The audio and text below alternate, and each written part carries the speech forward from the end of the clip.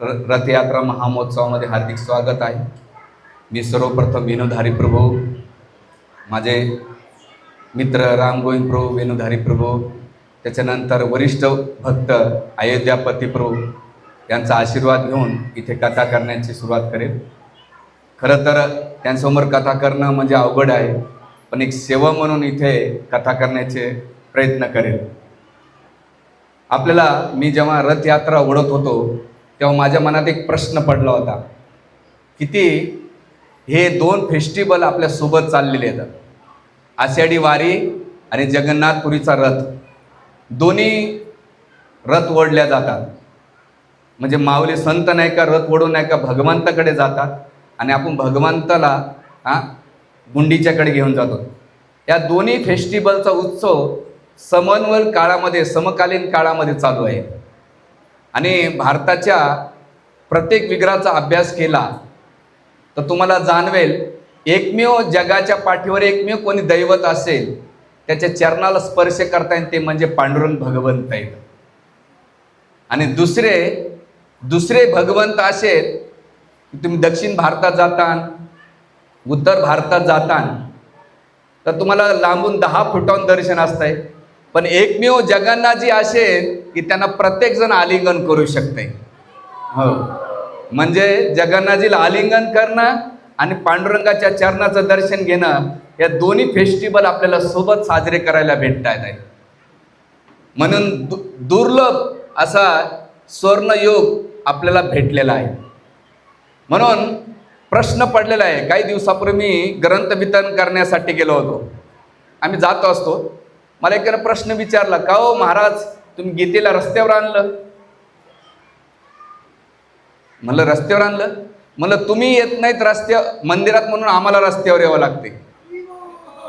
तुम्ही मंदिरात येत नाही म्हणून आम्हाला यावं लागते. तर म्हणलं तुम्ही भगवंताला पण रस्त्यावर आणलंय. म्हणलं आम्ही रस्त्यावर आणलंय, भगवंत आलेले आहेत. का भौतिक जगामध्ये लोक संसारामध्ये एवढे लिप्त झालेले आहेत की त्यांना भगवंताच्या मंदिरात जायला वेळ नाही. तर भगवंत म्हणतात कलियुगामध्ये मी स्वतः जाऊन त्यांचा उद्धार करतो. म्हणून तुम्ही बघितलं असेल कधी कधी एखादा पेशंट असा आहे की तो बेडवर उठू शकत नाही, बघितलं असेल तुम्ही, तर घरचे लोक त्याला डॉक्टरला घरी घेऊन येतात आणि म्हणतात याची ट्रीटमेंट करा. तसंच आपण सगळे पेशंट आहेत या संसारामध्ये. आणि ते पेशंट कोणते आहेत? भवरोगाने नाही का भवरोगामध्ये पडलेले आहेत. पण भगवंत येत आहेत आणि आपल्या घराघरामध्ये दारादारामध्ये येऊन आपल्याला आपल्या उद्धारासाठी प्रयत्न करतायत. पण कलियुगाचं दुर्दैव असं आहे, आपल्याला नाही का मोबाईलमध्ये पाहायला वेळ आहे पण भगवंताकडे पाहायला वेळ नाही आहे. म्हणून मी रस्त्यानं बघत होतो, करडवासी आहे, कोणाला काही इंटरेस्ट नव्हता, आपल्या आपल्या दुनियामध्ये फिरत होते. एक शेर आहे, कुछ चंद फिरे लोग खुदा के खोज में, कुछ चंद फिरे लोग खुदा के खोज में, बाकी तो सब्जी चपाती के पीछे की जुगाड़ में बैठे. म्हणजे काही चंद फिरे लोक आहेत की भगवंताच्या मागे लागलेले आहेत, बाकी सब्जी चपाती रोटीच्या मागे लागलेले लोक आहेत. म्हणून ज्यांना निवडलं जाते ते लोकसभेत जाऊन बसतात, ज्यांना निवडलं जाते ते लोकसभेत जाऊन बसतात, ज्यांना भगवंत निवडतात ते सत्संगामध्ये येऊन बसतात. इथे तुम्हाला जगन्नाथजीने निवडून आणलंय, नाही तर तुमच्याकडे 2 चॉईस होत्या. आज झिम्बाब्वेचा मॅच पण होती, अजून टीव्हीच्या मालिका होत्या, पुन्हा व्हॉट्सअप फेसबुक होतं, बरंच काही होतं. पण तुमचं काहीतरी सुकृत होतं आणि भगवंताची कृपा होती म्हणून तुम्ही ह्या सत्संगामध्ये बसले. आणि आजचा तुमचा वेळ भगवान जगन्नाथजीच्या सेवेमध्ये आणि आपली चित्त बुद्धी मन आपण सेवेत लावूया. खरं तर वेळ खूप कमी आहे, पण कमी वेळामध्ये जगन्नाथ हे जगाचे नाथ आहेत. कोण्या जगन्नाथपुरीचे नाथ नाही आहेत, तर सगळ्या जगाचे आहेत. जगाचा अर्थ काय? पशु पक्षी प्राणी जीव, जेवढे काही सजीव निर्जीव आहेत ते सगळ्यांचे स्वामी कोण आहेत? जगन्नाथजी आहेत. आणि असे नाथ, ह्या जगातले नाथ कसे येतात? शरीर सुटलं की नाथ सोडून देतात, आपण अनाथ होऊन जातो. पण जेव्हा भगवंताला स्वीकारतो तेव्हा आपण सनाथ होऊन जातो. नाही तर आपण अनाथ आहेत. अनाथ कसे? बघा, अनाथ व्यक्ती असतो आणि कुठं भटकत राहतो, त्याला कोणी मालक नसतंय, खाला प्याला काय नसतं, तो भटकत राहतो. तसंच जो भगवंताची भक्ती करत नाही तो 84 लक्ष योनीमध्ये फिरत राहतो. आणि जेव्हा तो भगवंताला नाथ म्हणून स्वीकार करतो तर भगवंत म्हणतात, बाळा काळजी करू नको, तुझ्या जीवनाची डोर मी स्वतः हातात घेतो असतो. म्हणून हे रथयात्रा महामहोत्सव अतिशय सुंदर आहे. श्रील प्रभुपाद जेव्हा अमेरिकेला गेले होते आणि गेल्यानंतर तिथं मालती माताची नानायका छोट्याशा 3 DTs, एक जगन्नाथजीची छोटीशी मूर्ती आणून दाखवली. जसं त्या मूर्तीला पाहिलं तर जगन्नाथ प्रभुपादाने साष्टांग दंडवत घातला आणि दंडवत घातल्यानंतर विचारलं मालती माताला की अरे अजून 2 आहे, त्यांच्यासोबत कोणी आहे का? म्हणे प्रभुपाद मी त्या स्टोअरमधून एकच आणलेली. म्हणजे जा असेल ते घेऊन ये. आणि मग एक पिवळ्या कलरची आणि एक सफेद कलरची असं मूर्ती सांगितल्यानंतर मालती माताजी गेल्या आणि त्या इंडियन स्टोअरमधून नाही का ते आणल्यानंतर प्रभुपाद म्हटले की जगन्नाथ बलदेव सुभद्रा स्वतः अमेरिकेमध्ये आलेले आहेत. आणि मग श्याम सुंदर प्रभूला सांगितलं ह्या छोट्याशा जगन्नाथ बलदेव सुभद्राला नाही का पाहून नाही का तू बनव. आणि त्यावेळेस श्याम सुंदर प्रभूने काय केलं, जगन्नाथ बलदेव सुभद्रा यांचं नाही का मूर्ती बनवली आणि एका ट्रॅक्टरवर ठेवून, ट्रकवर ठेवून नाही का रथयात्रा चालू केली होती. आणि जगभरामध्ये आज तुम्ही पाकिस्तानमध्ये 12 रथयात्रा आहे, चीनमध्ये बीजिंगमध्ये आहे, जापानमध्ये आहे, थायलंडमध्ये आहे, मलेशिया आहे, सिंगापूर आहे, बांगलादेश आहे, जगाच्या कानाकोपऱ्यामध्ये जगन्नाथजी पोहोचलेले आहेत. पण आपण भगवंताकडे पोहोचत नाही म्हणून भगवंत आपल्या उद्धारासाठी येत आहेत. म्हणून मायबापांनो, ह्या जगन्नाथजीला प्राप्त कलियुगामध्ये, सत्ययुगामध्ये बद्रीनाथ होतं, द्वापर युगामध्ये द्वारका होती, त्रेतायुगामध्ये अयोध्या होतं. तर कलियुगासाठी कोणतं धाम आहे ते म्हणजे जगन्नाथपुरी धाम आहे. त्याला अन्न ब्रह्म म्हटलं जाते. जसं भगवंत किती दयाळू येतं, त्यांना पैसे कमवायचं असेल तर तिरुपती बालाजीला जातात. ते त्यांना झोपायचं असेल ना तर रंगनाथ स्वामींच्या अवस्थेमध्ये येतात. त्यांना भजन ऐकायचं असेल ना तर पंढरपूरला कमरेवर हात ठेवून जातात. आणि त्यांना शृंगार करायचा असेल ना, सुंदर शृंगार, तर ते द्वारकाधीशमध्ये जातात. तुम्हाला मर्यादे शिकायचे असेल तर रामचंद्राच्या अवतारामध्ये मर्यादे शिकवत असतात. त्यांना तपस्या करायची असेल तर बद्रीनाथच्या भगवंताच्या रूपामध्ये जातात. आणि त्यांना डान्स करायचा असेल ना तर वृंदावनमध्ये सगळ्या नटराजामध्ये भगवान कृष्ण रास 5 अध्यायामध्ये डान्स करणार. आणि त्यांना प्रसाद खायचा असेल तर जगन्नाथपुरीमध्ये भगवंत जात आहेत. का बरं? भगवंत असं म्हटलं जात आहे, तिरुपती बालाजी याला कांचन ब्रह्म म्हटलेलं आहे, पंढरपूर धामाला नाग ब्रह्म म्हटलेलं आहे आणि जगन्नाथपुरीला अन्न ब्रह्म म्हटलेलं आहे.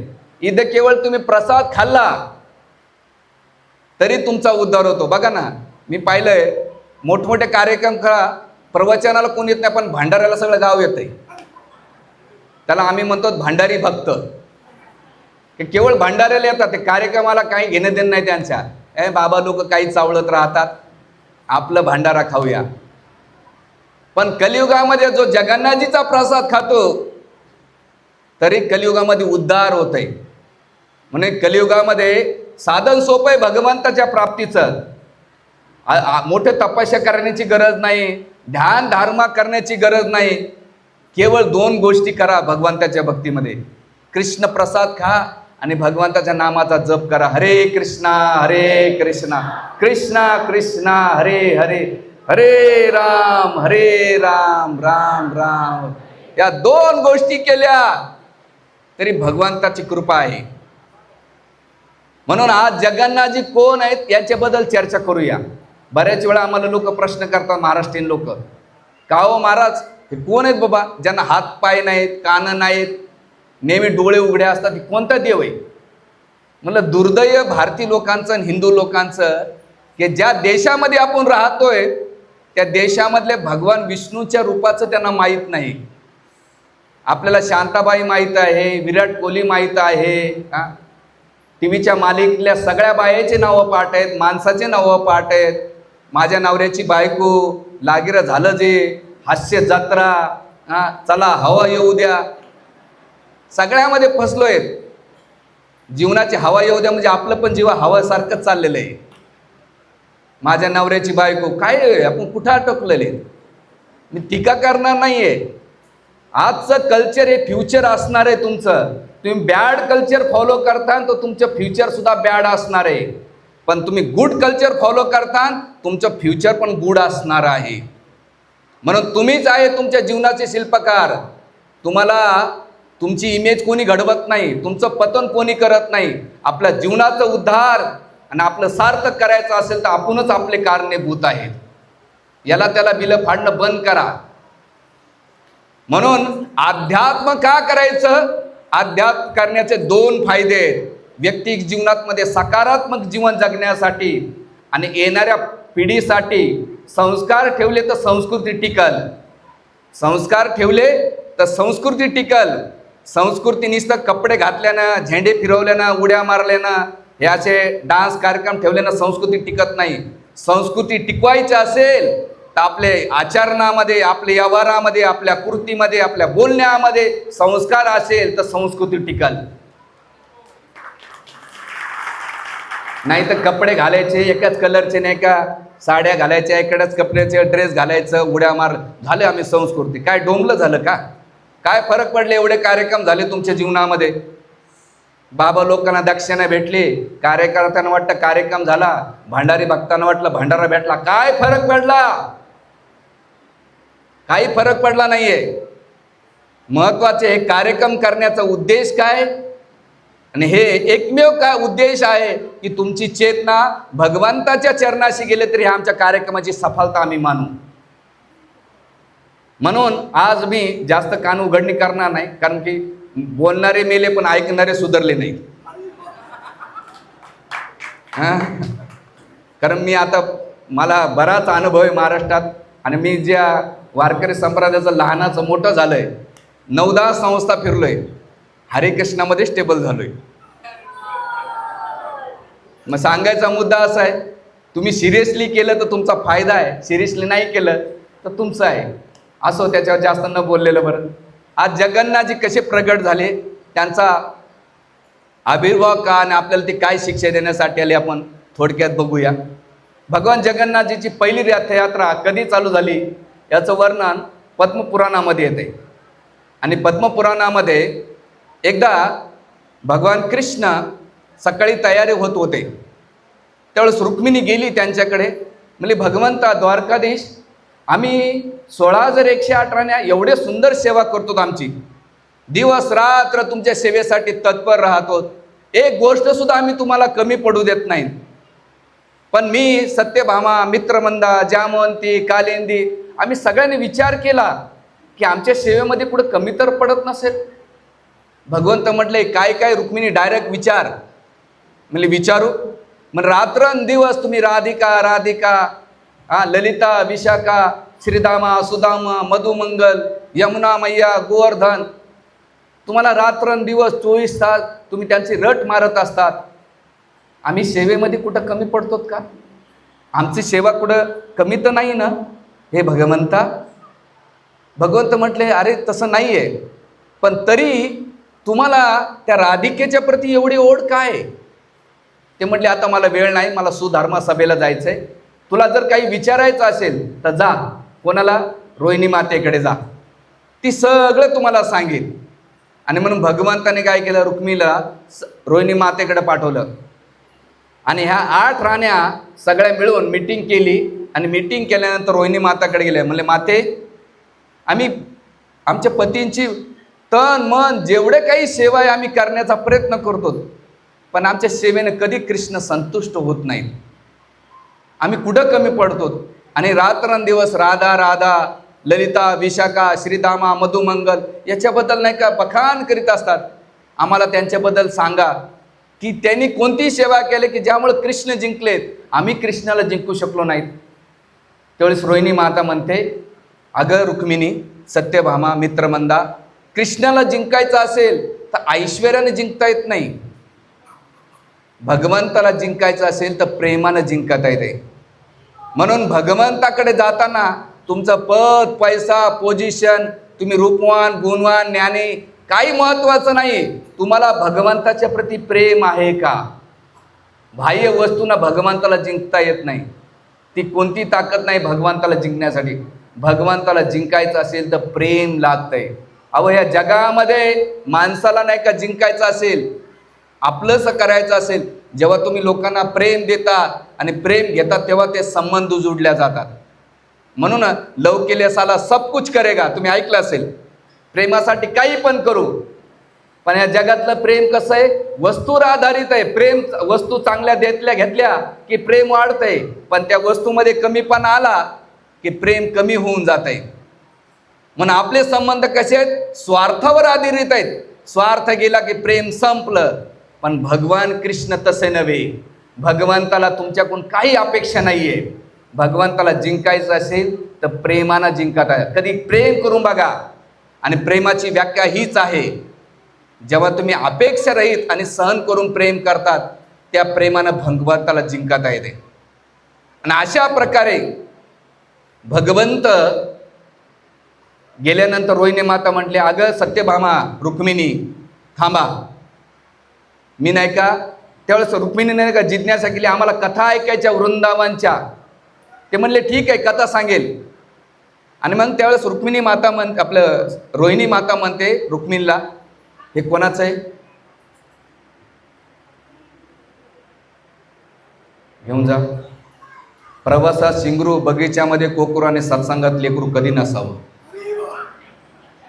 प्रवासात शिंगरू असला का घोडीला प्रवास करू देत नाही, बगीच्यामध्ये कोकरू असेल तर झाडाला ते पाला फुटत नाही, सत्संगामध्ये बच्चे कंपनी असली तर गडबड करून टाकते.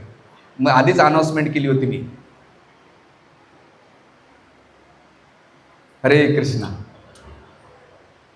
तर त्यावेळेस रोहिणी माता रुक्मिणीला म्हणते, अगं रुक्मिणी, तुमचं प्रेम 3 ठिकाणी वाटले गेले. तुम्ही ऐश्वर्यामध्ये, तुमच्या मुलांमध्ये आणि नातेवाईकामध्ये तुमचं प्रेम विभागल्यामुळं त्यामुळं कृष्ण तुम्ही जिंकू शकत नाही, कारण तुम्ही ऐश्वर्य भावात आहेत. भगवंताला जिंकायचं असेल ना रुक्मिणी, प्रेम लागतं. ते ब्रजवासीने प्रेम केलेले. ब्रजवाशांचं प्रेम, जे गोपी आहेत, गायी आहेत, वासरे आहेत, तिथले पशु पक्षी प्राणी वनस्पती सगळे भगवंताला प्रेम करतात. त्याच्या प्रेमामध्ये स्वार्थ नव्हे. म्हणून तुम्हाला त्या प्रेमाची व्याख्या मी तुम्हाला सांगते. त्या प्रेमानं कसं जिंकता येते मी ते तुम्हाला सिद्धांत सांगते. आणि मग त्यावेळेस सगळ्या 16,108 राण्या एका ठिकाणी जमल्यानंतर रोहिणी माता म्हटले, मी कथा करेल पण एक अट आहे, त्या दरवाज्यावर कृष्ण बलराम आले तर मला कथा सांगता येणार नाही. तुम्ही काय करा, दरवाज्यावर कोणाला तरी ठेवा की ज्यामुळे त्या दोन्ही भावाला आतमध्ये येता येणार नाही. त्यावेळेस रुक्मिणी मातेनं आणि सत्यभामानं सुभद्राला बोलवलं. अगे सुभद्रे, इकडे ये. लहान होती ती. म्हणली, बघ आम्ही तुम्हाला मोत्याचा आणि सोन्याचा हार देईल. तू दरवाजाजवळ थांबायचं आणि कृष्ण बलरामाला आतमध्ये येऊ द्यायचं नाही. आता भाऊजाई म्हटल्यानं नंदाला ऐकावं लागतंय. आज मी सिद्धांत आहे, तो त्या टायमाला सिद्धांत होता, आजच नाही. तो नाही ऐकलं तर लय अवघड आहे. आणि मग बसवल्यानंतर इथं रोहिणी मातानं कथा चालू केली. कथा ऐकताना पहिल्यांदा रोहिणी मातानं वृंदावनच्या भगवंताच्या बाललीलाचं वर्णन केलं. त्याच्यानंतर पौगंड लीलाचं वर्णन केलं. आणि वृंदावनातल्या, गोकुळातल्या, महावनातल्या सुंदर सुंदर लीलाचं बखान करीत असताना सगळ्या राण्या भावविहोर झाल्या होत्या. त्यांना बाह्य चेतनाच्या पलीकडे जाऊन केवळ त्यांच्या चित्त आणि बुद्धी कृष्ण कथेमध्ये तल्लीन झाली होती. आणि कथा ऐकताना मथुरा लीला आणि द्वारका लीला करत असताना त्यावेळेस सगळ्या राण्या भावविहोर झाल्या होत्या. म्हणून ह्या जगामध्ये भक्तीची सुरुवात कधी होत असेल, तुम्हाला भक्तीचा पाया आणि भगवंताच्या प्रती आकर्षण करायचं असेल तर भगवंताच्या कथा तुम्ही जास्त श्रवण केल्या पाहिजे. जेवढं भगवंताचं ऐकतान, तुम्ही भगवंताबद्दल ऐकतान, तर तुमचं आकर्षण भगवंताच्या प्रती होईल. तुम्ही भौतिक संसाराच्या प्रती श्रवण करतान तर तुमचं आकर्षण भौतिक संसाराच्या प्रती होईल. आणि 100% लोक भगवंताच्या प्रती आकर्षण का होत नाही, याचे एकमेव कारण असं आहे की आपण भगवंताबद्दल कमी आणि भौतिक संसाराबद्दल जास्त ऐकतो. दिवस रात्र 24 तास गॉसिप करत राहतो. बडबड बडबड बडबड. आता बी बघतोच ना आपण, बडबड बडबड करत आहोत. गाव गप्पा मारणं, राजकारणाबद्दल, समाजकारणाबद्दल, परिवाराबद्दल, समाजाबद्दल. अरे तुम्ही ज्यांच्याबद्दल जास्त बोलता तेवढं तुमचं आकर्षण होईल. आपलं पांडुरंगाच्या प्रती, कृष्णाच्या प्रती, जगन्नाथजीच्या प्रती आकर्षण का होत नाही? याचं एकमेव कारण आहे की आपण श्रवण भक्तीमध्ये कुठंतरी कमी आहोत. आणि आजकाल श्रवण करताना बी कसं करतो माहिती आहे का? आपला बाबा किती मनोरंजन करतो त्याच्यावर आपलं निर्भर असते. म्हणून तुम्ही प्रत्येक गोष्ट पारखून घेतात. सोनं घेताना पारखून घेतात, कपडे घेताना पारखून घेतात, संबंध ठेवताना पारखून घेतात, भाजी घेताना पारखून घेतात, पण अध्यात्म करताना पारखून का घेत नाही तुम्ही? अध्यात्म करताना पारखून घेतलं पाहिजे. आणि त्याचा एकही माध्यम आहे, जेवढं प्युअर ऐकतान भगवंताबद्दल तेवढं तुमची चेतना, तुमची बुद्धी आणि तुमची कृती भगवंताच्या प्रती आकर्षित होऊ शकेल. म्हणून भगवान कृष्णाच्या पत्न्या जरी होत्या तरी ते कृष्णाबद्दल ऐकायच्या बरं, भगवंत सोबत असून सुद्धा. म्हणून आपल्याला भगवंताचं सानिध्य कसं ठेवायचं असेल माहिती का? तर भगवंताबद्दल ऐकलं पाहिजे. जेवढं तुम्ही ऐकतान तेवढं तुमच्या भगवंताजवळ आहे. भगवंत विचार करते कोण माझ्याबद्दल ऐकतंय. बघा या संसारामध्ये कोणी दोन गप्पा मारत असेल तर आपण कान टाकू, माझ्याबद्दल तर बोलत नाहीत ना. आपला अनुभव असेल ना, गलीत कोणी बाया भेटल्या, माणसं भेटल्या, आपण कदाचित माझ्याबद्दल चर्चा चालू आहे. आपल्याला प्रत्येकाला आपल्या स्वतःबद्दल ऐकायला आवडतंय. तसंच भगवंताला सुद्धा आवडतंय की माझ्याबद्दल कोण आहे. म्हणून अर्जुनाने प्रश्न केला गीतेमध्ये, भगवंता तुमच्या भक्ताचं लक्षण काय? भगवंत म्हणतात, मच्चित्ता मद्गत प्राणा बोधयंत परस्परम कथयन्ते सीमाम नित्यम तुष्यन्ति च रमन्ति च. हे अर्जुना, माझ्या भक्ताचं लक्षण आहे मच्चित्ता मद्गत प्राणा. त्यांचं चित्त माझ्यामध्ये लागलेलं आहे. मच्चित्ता मद्गत प्राणा, त्यांचा प्राण माझ्यामध्ये आत टाकलेला आहे. बोधयंत परस्परम. बोधयंत परस्परम म्हणजे काय? गलीत काय चालू आहे, शेजारी पाजारी काय चालू आहे, गावचं धुणं नव्हे. कथयंतचे माम नित्यम, माझ्याबद्दल श्रवण करणे. तुष्यंतीचं रमंतीचे, त्याच्यामध्ये तो संतुष्ट होतो, आनंदी होऊन जातो. भगवंतात म्हणतात हे माझे भक्त येतात. म्हणून मायबापांनो, मला काय वाटतंय, तुम्हाला काय वाटतंय अजिबात महत्वाचं नाहीये. कृष्णाला काय वाटतंय हे सगळ्यात महत्वाचं आहे. आणि कृष्णाच्या डेफिनेशननुसार भक्ती केली तर कृष्ण तुमच्याकडे लक्ष ठेवते. आपलं कसं आहे, आया मनवे चलतो कोणवे. 1 महिना श्रावण, बाकी महिने रावण. 1 महिना आता लायला श्रावण, बाकी महिने रावण.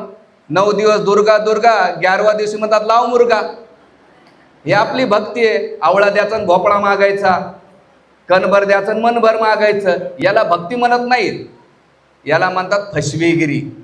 भक्तीचा अर्थ काय? भगवंताच्या प्रती प्रेम करणं. आणि त्या प्रेमाची सुरुवात श्रवणाच्या विधीतून होते.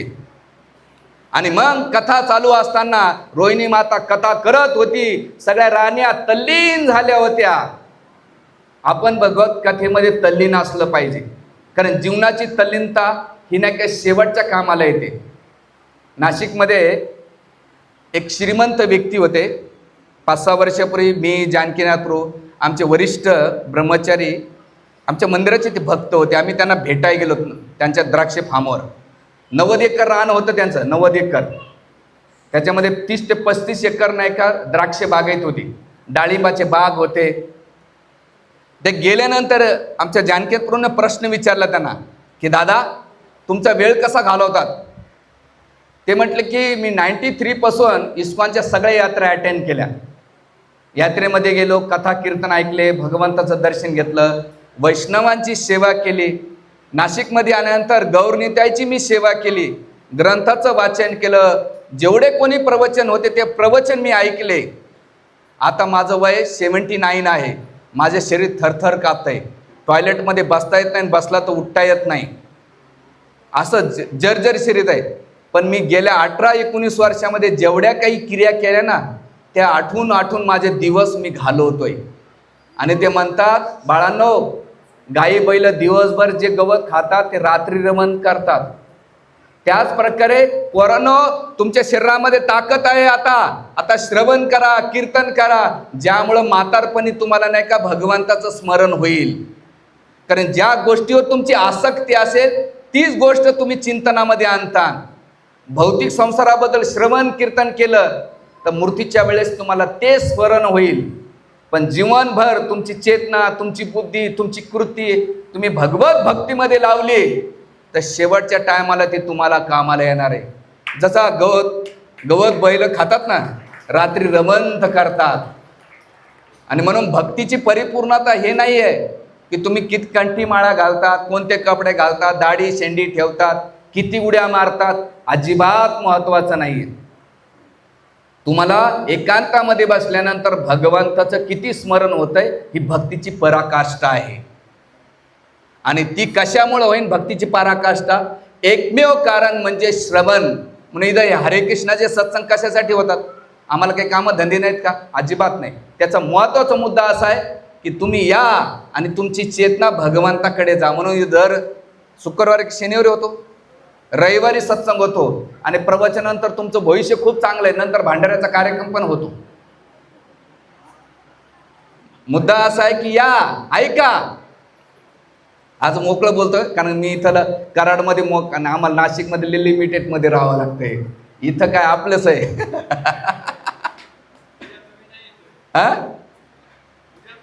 त्याच्यामुळेच बोलून घेतो. तर सांगायचा मुद्दा आहे की श्रवण. रोहिणी माता कथा करीत गेली आणि गेल्यानंतर त्याच वेळेस भगवान कृष्ण आणि बलरामजी आले. आणि यशोदा आपलं सुभद्रामाई कथेमध्ये एवढी तल्लीन झाली होती की तिला सुद्धा कळलं नाही की माझ्या बाजूला, एका बाजूला उजव्या बाजूला बलरामजी आहेत आणि डाव्या बाजूला जगन्नाथजी कृष्ण आहेत. आणि ते भावविवर कथा ऐकत बसले होते.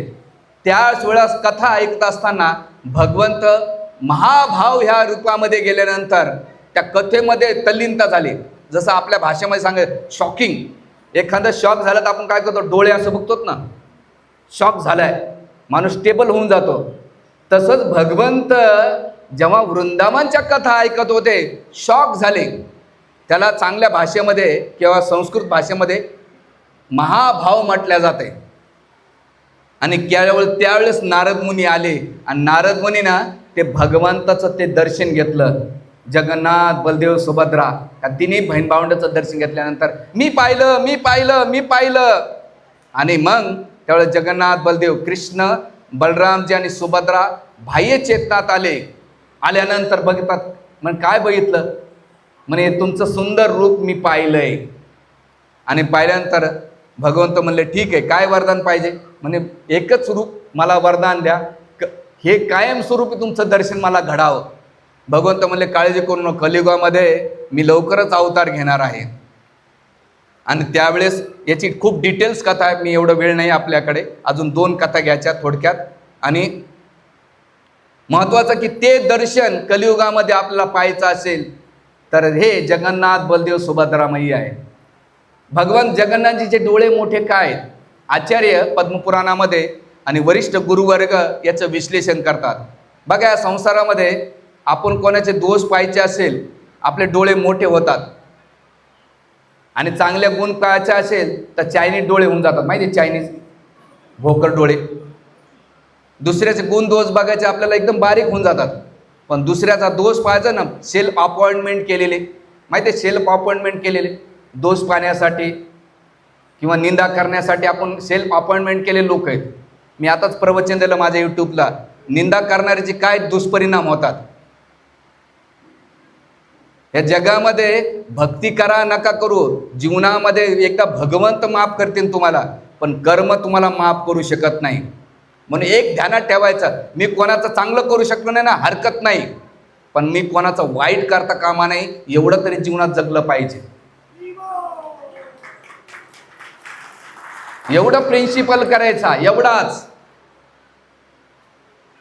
म्हणून इथे सांगण्याचा मुद्दा असा आहे की भगवंताचे डोळे हे शिकवतात की जो कोणी थोडीशी जरी भक्ती केली तर त्याची भक्ती मोठ्या डोळ्यानं पाहतो म्हणून भगवान जगन्नाथांचे डोळे मोठे येतात. हे पहिलं कारण देतात. दुसरं कारण देतात भगवंत आचार्य वर्ग. ते म्हणतात की 10 दिशाकडे सगळ्यांकडे माझं लक्ष असतंय. म्हणून आज तुम्ही जगन्नाथजीच्या रथावर बघत असताल, तुम्हाला वाटतं जगन्नाथजी समोरच बघताय. नाही, जगन्नाथजी सगळीकडे बघत होते. आणि तिसरी आचार्य सांगतात, सगळ्या देवतांना मनुष्यांना पापण्या आहेत. माहिती आहे ना पापण्या आपण करतो ना, पण जगन्नाथजीला पापण्या नाहीत. का बरं निरंतर पापण्या आहेत? याचं एकमेव कारण आहे की भगवंत आपल्या भक्ताला, जो कोणी भक्ती करतो ना, भगवंत निरंतर त्या भक्ताकडे पाहत असतात.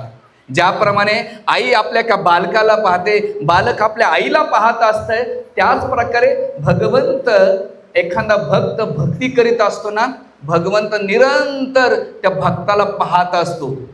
एकदा हनुमानजी रामचंद्राकडे गेले. सर कंबस्वामी त्यांच्या रामायणामध्ये वर्णन करतात. गेल्यानंतर रामचंद्र आपली मोठ्या डायरीमध्ये नावं बघत होते. हनुमानजी बघत होते की सगळ्या भक्तांचे नावं आहेत, माझं नाव कुठंच नाहीये. हनुमानजीचा चेहरा लटकला. म्हणे भगवंत विचार, काय झालं हनुमानजी? म्हणे भगवंता, एवढी मोठी तुमची डायरी होती, त्या डायरीमध्ये माझं नाव कुठंच नाही. मी तुमचा भक्त नाही, मी तुमचा सेवक नाही भगवंता. भगवंत म्हणले, अरे हनुमाना, तसं नाही रे. भगवंत आपल्या भक्ताची परीक्षा बघत होते. भगवंताने पाहिलं की हनुमानजीचा चेहरा उतरलेला आहे. त्यावेळेस हळूच भगवंत एक छोटीशी डायरी काढतात. आणि छोटीशी डायरी काढल्यानंतर त्या डायरीमध्ये उघडल्यानंतर पहिलंच नाव असतंय हनुमानजीचं. हनुमानजीचा चेहरा प्रफुल्लित होऊन जातो. हनुमानजी विचारतात, भगवंता, ही डायरी आणि ह्या डायरीमधला फरक काय? भगवंत म्हणतात, अरे हनुमंता, जी मोठी डायरी आहे ना, जे भक्त माझं स्मरण करतात, त्या डायरी, मोठ्या डायरीमध्ये त्या भक्तांचं नाव आहे. पण मी ज्यांचं स्मरण करतो ते छोट्या डायरीमध्ये नाव आहे. माझ्या छोट्या डायरीमध्ये नाव आहे. म्हणून भगवंताला पाहण्याचा प्रयत्न नका करू. भगवंत तुम्हाला कधी दिसणार नाही. अशी भक्ती करा, अशी भक्ती करा की भगवंताने तुम्हाला पाहिलं पाहिजे. म्हणून ह्या जगामध्ये लोकांच्या नजरेत येणं सोपं असतंय. तुमच्याकडे पद, पैसा, पोझिशन असेल, रूप चांगलं असेल, गुण असेल, ज्ञान असेल, सगळं जग तुम्हाला पाहू शकतंय. आपण लोकांच्या नजरेत येण्यासाठी मरमर करीत असतो. पण कधी विचार करा, मी भगवंताच्या नजरेत कधी येईल? कधी येईन भगवंताच्या नजरेमध्ये? आणि भगवंताच्या नजरेत येण्यासाठी एकमेव गोष्ट कोणती असेल? त्यांना भक्ती करणं, त्यांची प्रेम करणं. म्हणून जगन्नाथजीचे डोळे काय आहेत? भगवंत आपल्याला आतुरतेनं वाट बघतायत. जसे पांडुरंग 28 युगापासून वाट बघतायत, या रे माझ्या माझ्याकडे या, मी तुमची वाट बघतोय. हा भवसागर कमरा इतका आहे. आणि जगन्नाथजीचे डोळे कशासाठी आहेत? मी आतुरतेलो आहे. जसे एक प्रेमिका आपल्या प्रेमीला पाहण्यासाठी आणि प्रेमी एका प्रेमिकेला पाहण्यासाठी, एक आई आपल्या बालकाला आणि बालक आपल्या आईला पाहण्यासाठी उत्सुक असते, त्याच प्रकारे भगवंत आपल्या भक्ताला पाहण्यासाठी उत्सुक आहेत. पण आपली भक्ती आहे का? आपण भक्ती का करत नाही? दुर्लभ माणूस देह देहिनाम क्षणभंगुर तत्रापि दुर्लभ मन्ये वैकुंठ प्रिय दर्शनम. दुर्लभ माणूस देह देहिनाम क्षणभंगुर. या देहाचा काही भरोसा नाही. तुम्ही किती श्रीमंत आहेत, किती काळे आहेत, गोरे, ज्ञानी, अज्ञानी, काही महत्वाचं नाही. मृत्यू नाही का कोणाच्या बापाला सोडत नाही. चांगले चांगले आले आणि चांगले चांगले मेले. मग आपण कोण आहेत? ज्याप्रमाणे औषधाची मॅन्युफॅक्चर आहे, त्याचप्रमाणे औषधाची एक्सपायरी डेट आहे, त्याच प्रकारे आपण जेव्हा जन्म घेतला, आपल्या मृत्यूची तारीख पण फिक्स आहे. दुर्लभ माणूस देह देहिनाम क्षणभंगुर. क्षणभंगुर याची गॅरंटी नाही आहे. आणि पॅकिंग खूप चांगली आहे, आतमध्ये मटेरियल बघितलं तर डेंजर आहे. तत्रापि दुर्लभ म्हणणे, त्याच्यातून दुर्लभ काय? वैकुंठ प्रिय दर्शना. श्रीधर स्वामी आपल्या टीकेमध्ये 2 गोष्टीचं वर्णन करतात. एक म्हणजे भगवंताची भक्ती, आणि त्यापेक्षाही दुर्लभ आहे भगवंताच्या भक्ताची संगती प्राप्त होणं. म्हणून हे जीव दुर्लभ मनुष्य जीवन भेटलेलं आहे. आतापर्यंत या संसारामध्ये तुम्ही खूप ट्राय करून बसले. ह्या जीवनातलं सुख कसं आहे, चिंगम सारखं. चिंगम पहिल्यांदा लय भारी वाटते, नंतर लोक काय करतात, बबल फोडत बसतात. त्याच प्रकारे संसारातलं सुख कसं आहे, ते चिंगम सारखं पहिल्यांदा लय भारी वाटते, आणि नंतर मग काय होतंय, उसाचा रसाचा आपलं उसाचा चोथा आणि चिंगम सारखंच होतंय. पण आपण एवढं ट्राय करत राहतो, ट्राय, पण कधीतरी संसारात एवढं ट्राय केलं, एकदा भक्ती तर ट्राय करून बघा, करा ट्राय. आणि भक्ती म्हणजे लय सोपी हो. केवळ प्रसाद खा, नाचा, जेवढं जमलं तेवढं फॉलो करा, बळजबरी थोडी आहे. थोडं जरी केलं तरी भगवत प्राप्ती होती. म्हणून जगन्नाथजीचे डोळे खूप मोठे आहेत आणि ते हात आलिंगन देण्यासाठी, मी पहिल्यांदा सुरुवातीला सांगितलं, ते आतुरतेनं वाट बघतायत. या त्याचे असे हात काय आहेत बघा. एखादी आई आपल्या बाळाला घेण्यासाठी असे हात केलेले असतात ना, ये रे बाळा. म्हणून आमच्या हरे कृष्णामध्ये नेहमी असे हात करतात, हरे कृष्णा कृष्णा कृष्ण हरे हरे, हरे राम राम राम हरे हरे. हात काय, जसं बाळ म्हणतंय आई घे ना, आई म्हणते ये रे बाळा, तसं जगन्नाथजी सुद्धा हात आहेत, ये रे माझ्यानं, या बाळांनो या माझ्याकडे, वाट बघतायत. आणि म्हणून हे सुंदर जगन्नाथजीचा आपल्यासाठी अवतारी घेतलेली दुसरी कथा येते. एक इंद्रदुम्न राजाची कथा येते, ती कसे प्रगट झाले त्याचं पण डिटेल्स आहे, तुम्ही ऐकू शकता. नंतर इथं जे कोणी प्रभूजी येतात त्यांच्याकडून स्पेशली कथा ऐका जा जगन्नाथजीची. पण सगळ्यात महत्त्वाची एक कथा आहे, ती सुंदर. आपण रथ का ओढतोय, हे रथ ओढण्याचे पुण्य का, आणि हे रथ ओढण्यामागे आपल्या जीवनात काय फायदा होतो याचं वर्णन आपण थोडक्यात बघूया. शेवटचे 5 मिनिटं आहेत, 5-10 मिनिटं त्याच्यामध्ये ती कव्हर कथा करूया. एकदा बऱ्याच वर्षाने भगवान कृष्ण वृंदावनमध्ये 11.5 वर्ष राहिले, त्याच्यानंतर मथुरेमध्ये राहिले, आणि शेवटचे काही वर्ष भगवंत द्वारकेमध्ये राहिले. राहिल्यानंतर खूप वर्षांनी भगवंत खग्रास सूर्यग्रहणच्या वेळेस नाही का कुरुक्षेत्राच्या ठिकाणी गेले. आणि खग्रास सूर्य गेल्यानंतर तिथे एक सरोवर आहे, त्या सरोवरामध्ये खग्रास सूर्यग्रहणानंतर स्नान करण्याची विधी दिलेली आहे. गेल्यानंतर सगळे द्वारकावासी भगवान कृष्णाच्या 16,108 राण्या, देवकी, वसुदेव, रोहिणी माता, देवकीच्या 8 बहिणी, हे सगळे नाही का कुठे गेले, कुरुक्षेत्रामध्ये गेले. आणि गेल्यानंतर तो मोठा उत्सव होता, त्याच्यामध्ये सगळे द्वारकावासी, यदुवंशी, वृष्णीवंशी सगळे जण त्या फेस्टिवल, त्या उत्सवामध्ये भाग घेतला होता. त्यावेळेस भगवान कृष्णाने वृंदावनवासियांना नाही सांगितलं. का बरं नाही सांगितलं, याचं एकमेव कारण आहे, वृंदावन अशी आले आणि माझ्या ह्या रूपाला पाहिलं तर कदाचित ते मला सोडू शकणार नाहीत. म्हणून भगवंताचं चित्त, भले शरीराने भगवंत द्वारकावासी सोबत होते, पण चित्ताने मनाने वृंदावनवासींच्या प्रती होते. पण येणे प्रकारे ही बातमी वृंदावनवासियांना कळते. नंदबाबा, यशोदा मैया, श्रीदामा, सुदम, मधुमंगल, राधिका, ललिता, विशाखा, इंदुमेता, चित्रलेखा, सुदेवी, त्या सगळ्यांना ही बातमी कळते.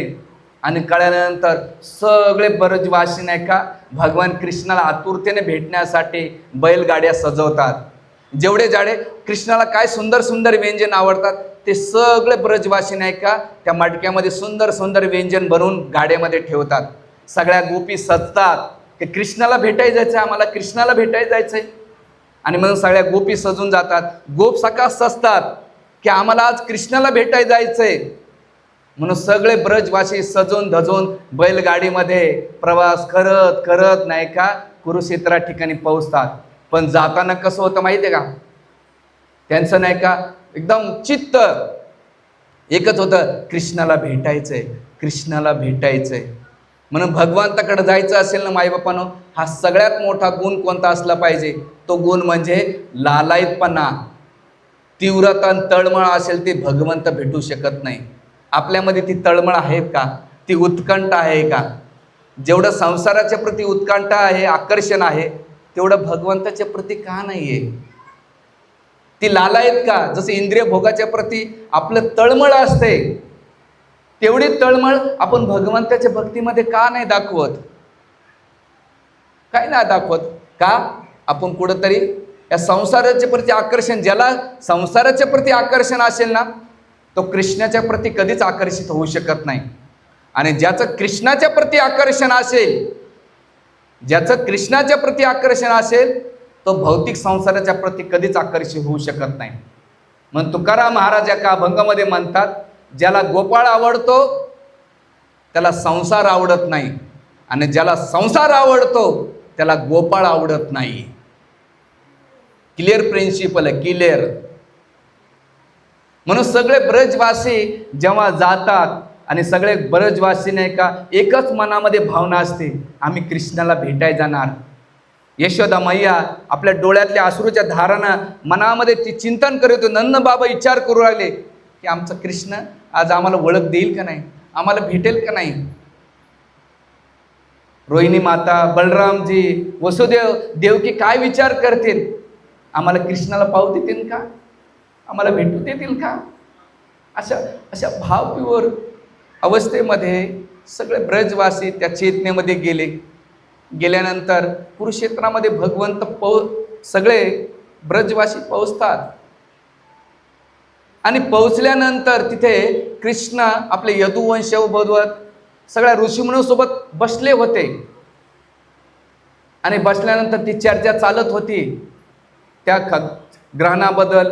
ऋषीमुनी वेगवेगळ्या कथा करत होते. कोणी नाही का ब्राह्मण सुंदर सुंदर गायन करीत होते. सगळ्या राण्या भगवंताच्या आजूबाजूला होते. वसुदेव देवकी बाजूला होते. भगवंत आपल्या सगळ्या पार्षदांसोबत होते. आणि जेव्हा हे करीत असताना ही बातमी कळते कृष्णाला आणि बलरामजीला की कृष्ण आणि दाऊ भैया, मैया यशोदा आली आणि नंद बाबा आले. जसं ऐकलं कृष्णाने की मैया यशोदा नंद बाबा आले, त्याच वेळा भगवान कृष्ण आपल्या आसनावरून खाली उतरले. मैया मैया मैया, बाबा बाबा. आणि इकडे यशोदा आणि कान्हा, माझा कान्हा, माझा कान्हा. आणि इकडे कृष्ण मैया. त्यावेळेस देवकी नाही का विचार करू लागली, ह्या कृष्णाने मला कधी मैया म्हटले नाही. वसुदेव पण विचारलं करू लागले, मला कधी प्रेमाने एवढं बाबा नाही म्हटलं. पण मैया यशोदेला आणि नंद बाबाला मैया आणि बाबा म्हणतोय. आणि जसं ऐकल्यानंतर भगवंत असे पळत पळत जशी वासरू आपल्या गायीकडे धावत असतंय आणि गाय आपल्या वासराकडे धावत येत असते, त्याच प्रकारे यशोदा मैया नंद बाबा धावत धावत जातात. पायाला ठेस लागते, अंगावर उपरणं पडतंय, यशोदा माईचा गजरा पडतोय. तिचा भाई अवस्था, शरीराचं काय होतं तिला कळत नाही. आणि भगवान कृष्ण सुद्धा आपल्या बाह्य अवस्थेतून एकच असते, मैया मैया बाबा.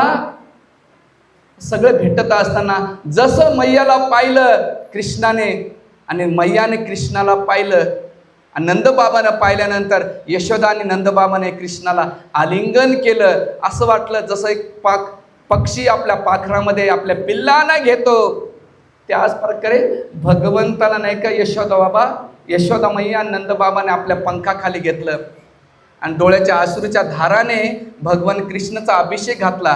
आणि भगवान कृष्ण आपल्या अश्रूच्या धारानं नंदबाबाचं आणि यशोदामाईचं शरीर ओलचिंब केलं होतं. भगवंत रडत होते आणि काय सांगावं आणि किती आवळून धराव किती नाही. आणि सारखं कृष्ण आणि नंदबाबा आणि यशोदामाई रडत होते. दाऊ भैयाने हे दृश्य पाहिल्यानंतर दाऊ भैया सुद्धा आपला आवेश थांबू शकले नाही. गेल्यानंतर ते सुद्धा रडायला लागले. सगळ्या गोपी नाही का भगवान कृष्णाला पाहून नाही का मनातली मनात दोन गोष्टी होतात, आचार्य वर्णन करतात. एक म्हणजे मनातली मनात आलिंगन करतात, समाजाच्या दृष्टिकोनातून आलिंगन केलं तर काय होईल. आणि दुसरं भाव त्यांचा डोळ्याच्या अश्रून धाराने भगवंताला मानसिक रूपाने अभिषेक घालू लागल्या. त्यावेळेस यशोदा मैया तिचा आपोआप त्याच्या स्तनातून दुधाच्या धारा वाहू लागल्या. आणि यशोदामाई घेते आणि आपल्या कृष्णाला मांडीवर बसवत असते. त्यावेळेस यशोदामाई जर म्हातारी झालेली असते, नंदबाबा पण म्हातारे झाले असतात. आणि कृष्ण नाही का त्यावेळेस दूध पान करत असते. आणि कृष्ण पण खूप मोठे असतात.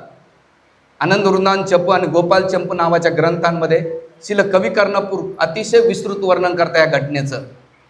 ते म्हणतात की यशोदामाईचं पाना अजिबात थांबत नव्हता आणि कृष्ण दूध प्यायचे थांबत नव्हते.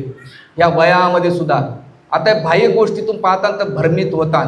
ह्या ज्या लीला आहेत या नाही का एकदम शुद्ध प्रेमाच्या अवस्थेवर आहेत. आपण बाह्य चेतनेतून कधी ह्या गोष्टीला समजू शकत नाही. आणि हे आदान प्रदान चालत असताना कृष्ण नाही का यशोदा मैयाकडे बघतात आणि मैया कृष्णाकडे बघत असते. सारखं एकूण एकाला मायलेक बघत असतात. त्यावेळेस यशोदामाई नाही का कृष्णाच्या बाल्याचं स्मरण करू लागले. लहान असताना किती नटखट करीत होता, किती गाई वासरांना नाही का गाई वासर सोडून द्यायच्या. तिच्या चेहऱ्यावर दोन भाव आचर्य वर्णन करतात. एक भाव म्हणजे आनंदाचा आणि दुसरा भाव दुःखाचा होता. आनंदाचा कोणता? तर वृंदावनच्या सगळ्या लीला यशोदामाईला आठवत होत्या. आणि दुःख या गोष्टीचं होतं की कृष्ण आज ऐश्वर्य भावात आहे आणि कृष्ण आमच्याकडे पुन्हा येईल का. आणि हे बराच वेळा लीला झाल्यानंतर त्यावेळेस नंदबाबा यशोदा मैया वसुदेव देवकीला भेटतात, रोहिणी माताला भेटतात. बलरामजी नंद आणि यशोदा बाबाच्या चरणाचा स्पर्श करतात आणि आपल्या गोपसाखांना आलिंगन करतात. सगळ्या गोपी लांबूनच कृष्णाच्या सातत्यानं धारानं नाही का अभिषेकाचं स्नान घालत होत्या. त्यांना असं वाटत होतं कृष्ण आम्हाला भेटतील, आम्हाला दर्शन देतील का. कदाचित राजे झाले, आता त्यांच्या 16,108 आहेत. आम्ही गावच्या गोपी आहेत, आम्ही शेण उचलणाऱ्या गाई वासरांना हाकणार आहेत. आज कृष्ण मोठे राजे झालेत आणि आमची गावच्या गवळीण झालेलो आहेत. पण भगवंत बाह्य गोष्ट कोणते बघत नाहीत. भगवंत तुमच्या हृदयातलं प्रेम बघतायत. आणि गेल्यानंतर इथे यशोदा मैया नंद बाबा वसुदेव देवकीला भेटतात. सगळे भेटत असताना कृष्ण त्याच वेळेस झुंगारा देतात आणि सगळ्या गोपींना भेटतात. गोपींना भेटल्यानंतर भगवान कृष्णाच्या डोळ्यातून अश्रूच्या धारा वाहू लागल्या आणि गोपीसुद्धा आपल्या डोळ्याच्या अश्रूच्या धाराने कृष्णाला स्नान घालू लागल्या. म्हणजे कृष्णा आम्हाला विसरून गेलास, आता तू राजा झालास रे, आम्ही गावच्या गवळणी आहे, आम्ही आमच्या प्रेमामध्ये कुठं कमी पडलत का. जेव्हापासून तू गेलास आम्हाला सोडून, त्या दिवसापासून जसं शरीरातून प्राण निघून जातो त्याच प्रकारे वृंदावनमधला प्राण निघून गेलाय. आमचं जे शरीर आहे ना ते एका वृक्षाप्रमाणे निश्चेतच अवस्थेमध्ये पडलेलं आहे. आम्हाला संसारातल्या कोणत्या गोष्टी कळत नाहीत. आमचं चित्त तुझ्या प्रती आहे, पण तू एवढा कठोरच आहे, आम्हाला एवढं माहीत नव्हता. एवढा कठोर कसा झाला कृष्णा. तू म्हटलं आता जातो ना आता येतो, पण आतापर्यंत नाही आलास तू. कृष्णा हे प्रेम आहे का रे तुझं. आमच्या प्रेमात कुठे कमी पडले का. भगवंत म्हणतात गोपीनं मी जन्माजन्म किती जरी रूप घेतले अवतार घेतले मी तरी तुमच्या प्रेमाची परतफेड करू शकत नाही. गोपीनं या जगामध्ये सगळ्यात कोणी प्रेम करणारा असेल गोपीनं तुम्ही आहेत. तुम्ही तरी असं नका म्हणू की ज्यांचा माझा तुमच्यावर एवढा विश्वासाने प्रेम आहे. त्यावेळेस सगळ्या गोपी कृष्णाशी उल्हाणं देतात. म्हणतात नाही कृष्णा आम्हाला बोलू दे, आमच्या मनातल्या भावना व्यक्त करू दे. कृष्ण म्हणतात बोला गोपीनो, आज मी नाही का एक सेवक म्हणून तुमचं ऐकत राहील, तुम्ही बोलत राहा. आणि सगळ्या गोपी आपलं उन्हाळं काढत असतात. भगवंत शांत चित्तेनं सगळ्या गोपींचं ऐकत असतात. आज ऐकत असताना त्यावेळेस गोपी शांत होतात. आचार्य वर्णन करतात कोणी तुमच्याकडे राग व्यक्त करायला आलं तर तुम्ही त्याचं ऐकून घ्या, त्याच्यावर रिफ्लेक्शन नका देऊ. ऐकलं ना 80% प्रॉब्लेम सॉल्व्ह होतात ह्या संसारातले. पण आपण कोणाला ऐकायला तयार नाहीत. म्हणून या जगात प्रॉब्लेम करायचं 90% लोकांचं ऐका, 10% गायडन्स करा, प्रॉब्लेम सॉल्व्ह होऊन जातात. आणि म्हणून भगवंताने गोपींचं सगळं ऐकलं. ऐकल्यानंतर एक गोपी होती बाजूला नाही का, ती हुदकत रडत होती. तिचा जी ओढणी आहे ती ओली चिंब झाली होती, तिचे केस विखुरले गेली होती. आणि ती गोपी होती राधाराणी. राधाराणीला वाटत होतं कृष्ण मला एकांतात कधी भेटेल. आणि भगवंताने पहिले सगळ्या गोपींना भेटलो, पण राधाराणीला एकांत पाहिजे असेल. राधाराणी भेटल्यानंतर त्यावेळेस भगवान कृष्ण वृंदावनातल्या सगळ्या लीलाचा चर्चा होता. कितीतरी वेळ निघून जातो त्यांना कळतच नाही आहे. आणि त्यावेळेस राधा म्हणते कृष्णा आता सगळं झालं ना तुझं, चल ना वृंदावनला, पुन्हा आपण त्या लीलामध्ये येऊ. कृष्ण म्हणतात नाही राधे, आता माझ्याकडे कर्तव्य महत्त्वाचं आहे. त्यावेळेस कर्तव्य नव्हतं. मी येऊ शकत नाही. आणि मग त्यावेळेस राधाराणी भगवान कृष्ण ओढत नेण्याचा प्रयत्न करते. म्हणजे कृष्णा आता कुरुक्षेत्र राहून तू चल वृंदावन आमच्या सोबत चल. तर भगवंत म्हणतात नाही. आणि ते रथ ओढण्याचं काम म्हणजे आपण जे रथ ओढतोत ना ते ओढण्याचं उद्यम म्हणजे राधाराणीला मदत करण्यासारखं आहे. राधाराणीला ओढण्याचा की राधाराणीला मदत करणे. आणि जे आज श्रीजी मंदिर आहे आपलं याचं जगन्नाथपुरीचं ते द्वारकेचं प्रतीक आहे. आणि गुंडीच्या मंदिर आहे ते वृंदावनचं प्रतीक आहे. जे श्रीजी मंदिर आहे ते नीलाचल आहे आणि गुंडीच्या मंदिर आहे ते सुंदराचल मंदिर आहे. आपल्या पंढरपूरला जाताना तुम्ही तर पंढरपूर जे मंदिर आहे ते द्वारकेचं प्रतीक आहे आणि गोपाळपुरा आहे ते वृंदावनचं प्रतीक आहे. तिथं ज्या याच्यामध्ये राहिला गोपाळपुरामध्ये टेकडीवर आता ते गोवर्धन आहे. म्हणून जीवनामध्ये द्वारका आणि वृंदावन जर तुम्हाला संगम साधायचा असेल तर दोन ठिकाणी आहे. एक म्हणजे जगन्नाथपुरी आणि दुसरं म्हणजे पंढरपूर. आणि या दोघांचे फेस्टिवल सोबतच आहे. या दोघांना एकमेव भारतामध्ये एकाच्या चरणाला स्पर्श करता येते भगवान पांडुरंगाच्या आणि दुसरं म्हणजे भगवान जगन्नाथजीला आलिंगन करण्यासाठी. आणि दोघांचे फेस्टिवल सोबतच येत आहेत आणि दोघांचे लीला सारखेच आहेत. इथं राधाराणीला जेव्हा भेटले तेव्हा भगवंत रुक्मिणी रुसून कुठाले दिंडीरवनामध्ये आले आणि म्हणून पंढरपूर निर्माण झालं. त्याचे पण स्टोरी खूप आहेत पद्मपुराणामध्ये. आणि इथे हे जगन्नाथपुरी उत्सव पण साजरा केला जातो. म्हणून रथ ओढताना आज बी उडिसामध्ये जाताना तर उडिसाचे लोक रथ ओढत नाहीत. का बरं माहिती आहे का तुम्हाला? कारण जगा किंवा जगन्नाथ आणि कालिया आमच्यापासून दूर चालला म्हणून ते रथ ओढत नाहीत. आमच्यापासून दूर चाललेले आहेत. ते येताना रिटर्नमध्ये रथ ओढतात. कोणाचे? उडिशाचे लोक की जगन्नाथ फिरसे चलो हमारे साथ. पण आपण जे रथ ओढतोत ना तर आपण कोणासाठी रथ ओढतो? जगन्नाथजीशी नाही ओढत, आपण राधाराणीसाठी ओढतो. ह्या जगामध्ये आपल्या बापाकडून काम साधवायचं असेल, बाप लय खडूस असेल तर आईला म्हटलं आई एवढं काम करून दे ना. अहो याचं काम करून द्या, आहे ना प्रिन्सिपल. तसंच राधाराणी म्हणते कृष्णा हा भक्त नाही का तुमची भक्ती करतो याला घ्या ना तुम्ही. जेव्हा राधाराणी रेकमेंड करते तर भगवंत म्हणतात चल ये तू काय. कारण ते त्रिभंग स्वरूप आहेत, त्यांना लक्ष नाही आपल्याकडे, ते आपल्या बासूरमध्ये मग्न आहेत. म्हणून इस्कॉनच्या कोणत्याही मंदिरामध्ये जाताना तर राधाराणी फुकट आशीर्वाद देत नाही असा ती असे शिकवती. यांची सेवा केली अशी मुद्रा आहे, यांची अशी सेवा केली तर मी तुमचं नाव असं रेकमेंड करते कृष्णाकडे. म्हणून राधा श्याम सुंदर घ्या, राधा गोपीनाथ घ्या, राधा मदन गोपाल घ्या, राधा विनोद घ्या, राधा गोविंद घ्या. ते काय शिकवतात? यांची अशी सेवा करा मी तुमचं नाव असं रेकमेंड करते. असं नाव रेकमेंड करते. म्हणून ह्या रथ ओढणं साधी गोष्ट नाही आहे. हे रथ ओढणं म्हणजे काय माहिती आहे का? एकदा जरी तुम्ही जगन्नाथजीला रथावर दर्शन घेतलं तर असं म्हटलं जाते पद्मपुराणामध्ये मृत्यूच्या वेळेस तुमची रील फिरत राहील. ह्या संसारामधल्या सगळ्या गोष्टी आठवतात पण तुम्ही एकदा ह्या डोळ्यानं नाही का भगवान जगन्नाथजीचे डोळे पाहिले. जगन्नाथ चकाने नीला चलवारे तू न संभाले तो कोण संभाले.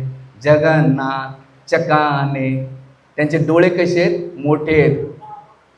म्हणून जगन्नाथजी लक्ष ठेवतात.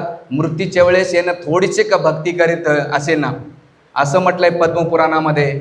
जगन्नाथजी त्याच्या मृत्यूच्या वेळेस नाही का त्याच्या स्मरणामध्ये जातात आणि त्यांना म्हणतात तू एकदा दर्शन घेतलं होतंस ना जगन्नाथजीचं, माझं दर्शन घेतलं होतं ना तर मी तुला घेण्यासाठी आलेले. म्हणून आज आपल्याला हे रथ यात्रा कोणता साधारण उत्सव नाही आहे.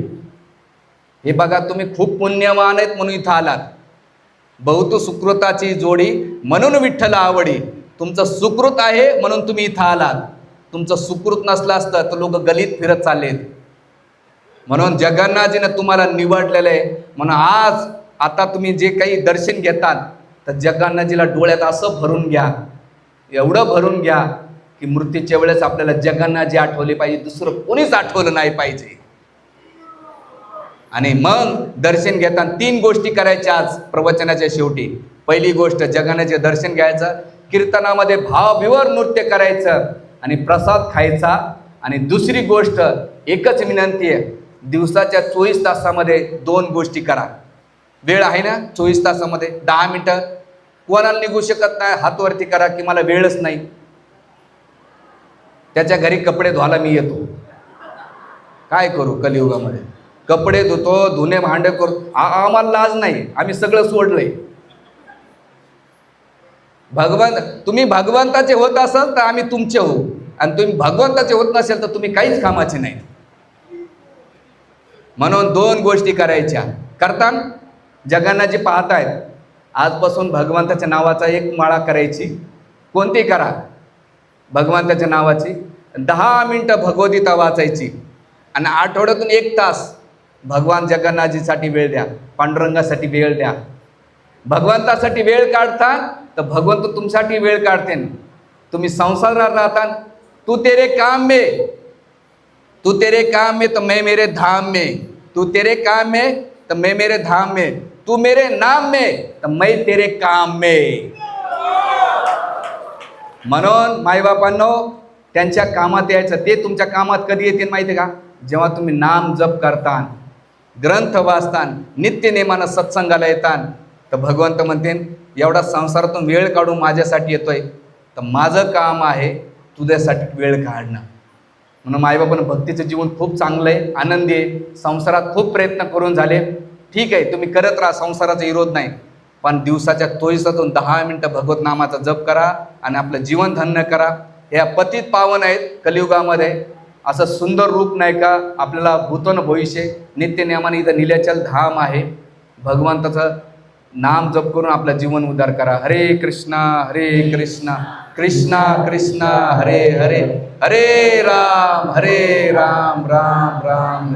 जगन्नाथ बलदेव सुभद्रा मैया की, जगन्नाथपुरी धाम की, रथ यात्रा महामहोत्सव की, जगद्गुरु शिल प्रभुपाद की, काय Gaur Premanande. Thank you very much. Hare Krishna. मी पुन्हा विनोद हरी प्रभू, आमचे राम गोविंद प्रभूजींचं नाव काय?